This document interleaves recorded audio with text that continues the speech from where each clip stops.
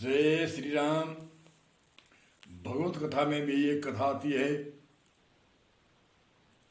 कि कुछ उस समय में नारद मुनि घूमते थे और नारद मुनि घूमते घूमते शिव जी के आश्रम में गए और शिव जी तो समाधि में थे और पार्वती को शिव जी ने कहा, बहुत धन्य हो देवी, आप पति की सेवा करती हो और आप भी भक्ति में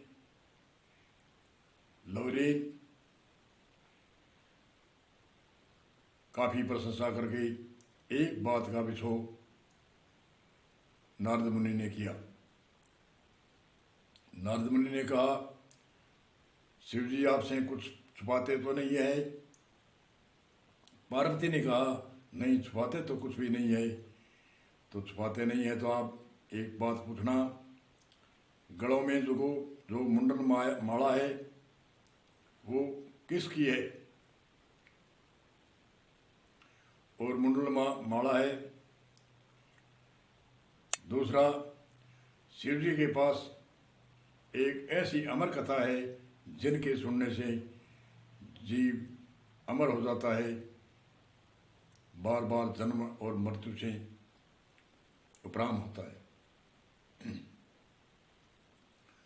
शिव जी की समाधि खुली और गले में मुंडन माला देखी तो पार्वती ने हट किया, ये क्या है? काफी देर तक तो शिव जी इधर उधर टालते रहे, परंतु उसने कहा, मेरा आपका अनेक जन्म हुआ, अनेक जन्म हुए आपकी मैं खोपड़ी गले में डालता रहा। काफ़ी खोपड़ी हो गई तो पार्वती ने देखा नारद जी सच कहते थे और पार्वती को याद आया कि वो अमर कथा जानते हैं, क्यों मैं बार बार मरूं और क्यों बार बार घोर नरक में अनेक तरह के कष्ट भोगूं। शिव जी ने से कहा, पार्वती ने निवेदन किया, हे पतिदेव, हे स्वामी, आप मुझे भी, जो आप अनेक भक्तों को आप उपदेश दे करके अमर कथा सुनाते हो और अमर करते हो, मुझे भी अमर करो, मुझे भी कथा सुनाओ। तो शिव जी ने कहा, चलो आप जिज्ञासा रूप से कहती हो तो मैं सुनाता हूँ।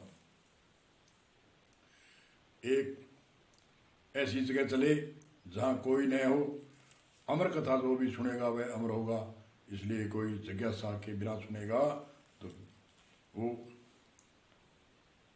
भी अमर होगा। अमर कथा जिज्ञासु को सुनानी चाहिए, बिना जिज्ञासु के सुनेगा, सुनने पर तो वो अमर हो ही जाएगा। इसलिए हम ऐसी जगह चले। तो पुराने समय में पहाड़ों की गुफाएं होती थी और गुफाओं में आगे शिला भी लगती थी। ऑटोमेटिक कई गुफा थी, कई गुफा अपना घर की भांति बनाए रखते थे। उस गुफा में गए और एक शिला के ऊपर शिव जी आसन लगाकर बैठ गए और पार्वती को कहा, आप सामने बैठो, मैं जब तक कथा कहूँ आपकी आँख खुली होनी चाहिए। प्रवचनकर्ता की वक्ता की आँख मिची सकती है, क्योंकि एक जगह ध्यान टिकने पर वक्ता वह प्रवचन नीति से करता है, इधर उधर भूल की से विचलित नहीं होता। और आपको आँख मेरी तरफ देखते रहना है, क्योंकि आपकी आस निंद्रा न आए। तो पार्वती ने वैसा ही किया। देवलोक से उस गुफा में सभी जीव जंतुओं को बाहर भगा दिया था। एक अंडा था वह रह गया। और कहते तो हैं कथा कोई एक दिन नहीं चली, अंडा पका, उसमें छुआ निकला, बड़ा हुआ। इसका मतलब है कोई एक दिन में या 2 दिनों की कथा नहीं थी, वह कथा चतुर्मास्य की भांति थी। 3-4 महीने या 5-6 महीने की ऐसी कथा थी। तो वह कहते हैं शिव जी को ज्यों ज्यों आनंद आया, ज्यों ज्यों मन में शांति आई, तो उसको नींद आने लगी। तो नींद आने, उधर जो अंडा था सोए का वो बड़ा हुआ, फूट गया और बच्चा बन गया। और सोए के बच्चे की आदत है, जो आवाज़ आती है वैसे ही वैसे बोलता है। तो पार्वती जी हाँ कहती थी। वैसे उसके नज़दीक वो अंडा था, बच्चा था, वो भी जी हाँ कहने लग गया। और शिव जी देख रहे थे कि पार्वती ही जी हाँ कह रही है।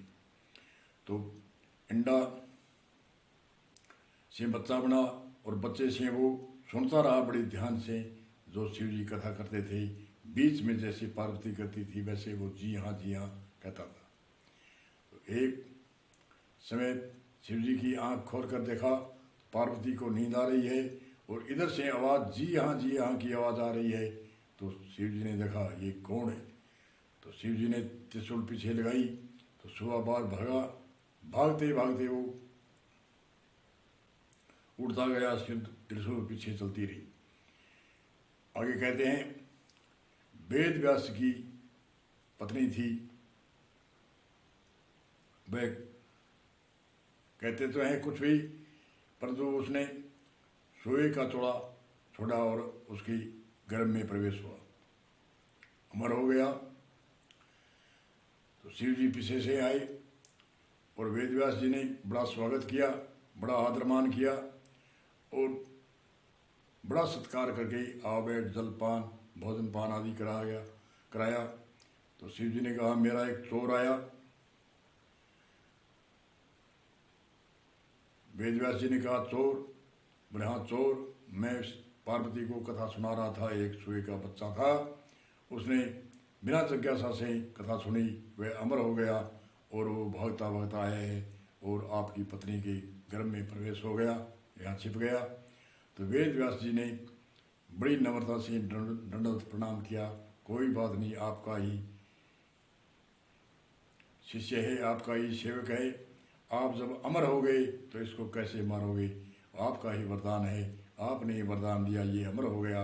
आप ही कह रहे हो ये अमर हो गया, इसलिए मेरे कहने से मैं बार बार निवेदन करता हूँ शिव जी आप इसको क्षमा करें, माफ़ करें। इसी सूत्र के साथ में आगे विषय चलाएंगे। तो शिव जी ने ये भगवत कथा में एक कथा आती है, इसलिए ये भगवत कथा हम कथा करते हैं। इसके विषय में पहले कई चर्चा करेंगे और फिर भगवत की मूल से शुरू करेंगे। बोलो जय श्री राम, जय श्री राम।